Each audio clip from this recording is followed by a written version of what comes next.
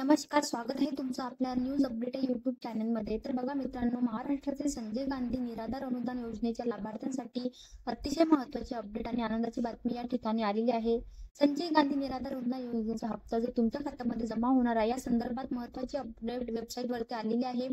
तर बघा, आपणास सूचित करण्यात येते की डीबीटी प्रणालीवर दिनांक 18 नोव्हेंबर 2025 रोजी दुपारी 2 वाजल्यापासून 18 नोव्हेंबर 2025 रात्री 8 वाजेपर्यंत पोर्टलवरील लाभ वितरित करण्याची कारवाई करण्यात येणार असून सदर कालावधीमध्ये पोर्टल सक्रिय राहणार नाही.